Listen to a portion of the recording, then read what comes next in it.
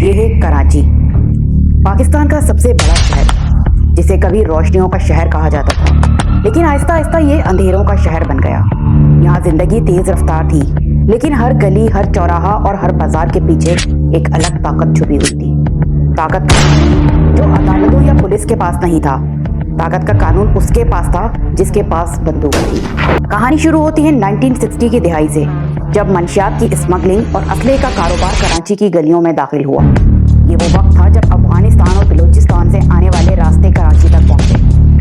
Drugs, heroin और फिर इन सबको कंट्रोल करने वाले चंद खानदान। इन्हीं खानदानों में से एक था बलोच खानदान। ये वो नस्ल थी जिसने सबसे पहले इस शहर के जराइम को बिजनेस में बदला। लियारी, कराची का सबसे पुराना इलाका। कराची का क्राइम रैंडमली स्टार्ट नहीं हुआ था। इसकी बुनियाद रखने वालों में से एक था रहमान डकैत, जिसका असल नाम था सरदार अब्दुल रहमान बलोच। इसके खानदान की जड़ें पहले ही नशे और जुर्म के दलदल में धंस चुकी थी। यूं लगता था जैसे गुनाह इसकी रगों में लहू के साथ दौड़ रहा हो। कहा जाता है कि सिर्फ 13 साल की उम्र में उसने पहला कत्ल किया। कुछ लोग तो यहाँ तक कहते हैं कि उसने अपनी ही माँ को कत्ल किया। सच क्या है ये कोई नहीं जानता, लेकिन एक बात सब जानते थे, रहमान आम इंसान नहीं था, वो खौफ था, और खौफ हमेशा ताकतवर होता है। कभी लियारी खेलों का मरकज था, बॉक्सिंग, फुटबॉल, म्यूजिक। यहाँ के मैदानों में खिलाड़ी पैदा होते थे, गैंगस्टर नहीं। लेकिन जैसे जैसे ड्रग्स और असला बढ़ता गया, खेलों का शोर दब गया और बंदूकों की आवाज छा गई। इसी वक्त सामने आया एक और किरदार, फैजूम मामा। शुरू में वो एक बस अड्डे पर टाइम कीपर था, गुजरने वाली हर बस का वक्त नोट करता था। सालों बाद वो खुद ट्रांसपोर्ट बिजनेसमैन बन गया, लेकिन इस बिजनेस के भी अपने उसूल थे। अगर आप कराची में बिजनेस करते हैं तो हर माह पुलिस, पॉलिटिशियंस और गैंगस्टर को भत्ता देना पड़ता था। फैजू मामा भी रहमान डकैत को भत्ता देता। शुरू में 15,000 रुपए और फिर ये लाखों तक पहुंच गया। यही वो सिस्टम था जिसने कराची के क्राइम कल्चर को मजबूत किया। 2000 की दिहाई के आगाज में एक नया नाम सामने आया, अरशद पप्पू। वो भी लियारी की गलियों से उठा, लेकिन इसकी सोच अलग थी। वो खुद किंग बनना चाहता था। जब पप्पू ने देखा कि रहमान डकैत भत्ता वसूल करता है, तो इसने भी यही रास्ता इख्तियार किया। इसने फैजू मामा को फोन किया। पैगाम साफ था, अब भत्ता मुझे देना होगा, रहमान को नहीं। लेकिन फैजू मामा ने इनकार कर दिया। ये इनकार अरशद पप्पू को भड़का गया। कुछ महीनों बाद फैजू मामा को अगवा किया गया और फिर सफाकी से कत्ल कर दिया गया। पप्पू ने इस कत्ल की खुलेआम जिम्मेदारी ली। ये पैगाम था कि लियारी में अब सिर्फ एक ताकत होगी। लेकिन याद रखिए, कराची की गलियां कभी खामोश नहीं रही। यहाँ हर दिन एक नई कहानी जन्म लेती थी, एक नया किरदार, एक नया कातिल और एक नई लाश। रहमान डकैत के मरने के बाद खला पैदा हुआ। ये खला पुर करने के लिए मैदान में 3 बड़े नाम उतरे, अरशद पप्पू, उजैर बलोच और बाबा लाडला। अरशद पप्पू लियारी का बदनाम गैंगस्टर। वो चाहता था कि पूरा लियारी इसके कदमों में झुक जाए। पप्पू का अंदाज मुख्तलिफ था। वो सिर्फ भत्ताखोरी या ड्रग ट्रैड पर इक्तफा नहीं करता था। इसके ग्रुप के पास जदीद असला था, तेज रफ्तार गाड़ियां थीं और पुलिस में अपने आदमी थे। लेकिन कराची में सिर्फ ताकत काफी नहीं थी। यहाँ सियासत, पुलिस और गैंग सब एक दूसरे के साथ जुड़े हुए थे। जिसके पीछे पॉलिटिशियंस खड़े थे, वही राज करता था। लेकिन पप्पू को सबसे ज्यादा ताकतवर बनाने वाला कत्ल वही था, फैजू मामा का कत्ल। इसी दिन उजैर बलोच के दिल में इंतकाम की आग जल उठी। रहमान डकैत के बाद लियारी की बादशाहत संभाली उजैर बलोच ने। उजैर बलोच मशहूर गैंगस्टर रहमान डकैत का करीबी साथी था। लेकिन रहमान की मौत के बाद उजैर ने लियारी को अपने तरीके से काबू में करना शुरू किया। उजैर डकैत नहीं था, वो खुद को रॉबिन हुड समझता था। गरीबों की मदद करता, राशन देता, शादियां करवाता, लेकिन साथ ही इसके लोग अगवा करते, भत्ता लेते और मुखालफिन को मार डालते थे। यही उजैर का खेल था, एक हाथ से खैरात, दूसरे हाथ से खून। ये सिर्फ गलियों का डॉन नहीं था, ये एक पॉलिटिकल गैंगस्टर था। उजैर ने पीपल्स पार्टी के बड़े रहनुमाओं से ताल्लुकात बनाए। इलेक्शन के दौरान लियारी के वोट इसी के हुक्म पर पड़ते थे। वो फैसला करता कि कौन जीतेगा और कौन हारेगा। लियारी में उजैर का एक अलग निजाम था। हर गली, हर मोहल्ले का एक अलग कमांडर था। कोई पैसे कलेक्ट करता, कोई टारगेट किलिंग करता और कोई पुलिस के साथ राब्ते रखता। उजैर के नाम से ही लोग कांप जाते थे। लियारी इसका किंगडम बन गया। लेकिन उजैर अकेला नहीं था, इसके साथ एक और खौफनाक किरदार खड़ा था, बाबा लाडला।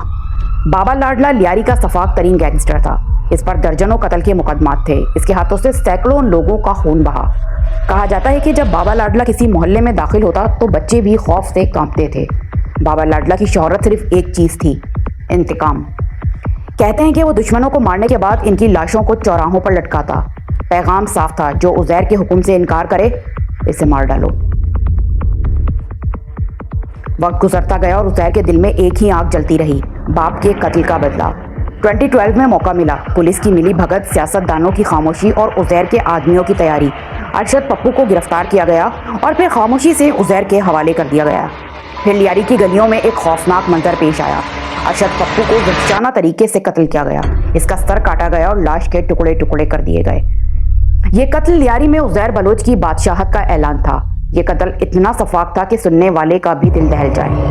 ये फिल्म का सीन नहीं, ये हकीकत थी।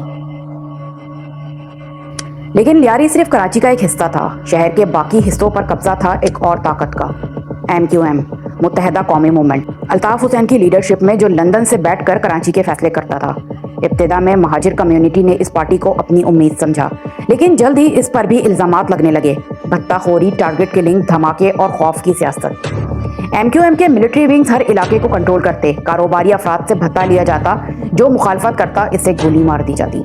ये वो वक्त था जब कराची दो हिस्सों में बंट गया था, लियारी में उज़ैर बलोच और शहर के दूसरे इलाकों में MQM। 2012 तक कराची का नक्शा कुछ यूं था। हर गली, हर मोहल्ले का अपना राज था। लियारी में उज़ैर बलोच और बाबा लाडला का राज, सेंट्रल और औरंगी जैसे इलाकों में MQM की गिरफ्त और पुलिस बस खामोश तमाशाई। कराची के लोग दिन रात खौफ में जीते थे। यहाँ रात को घर से निकलना जिंदगी और मौत का खेल था।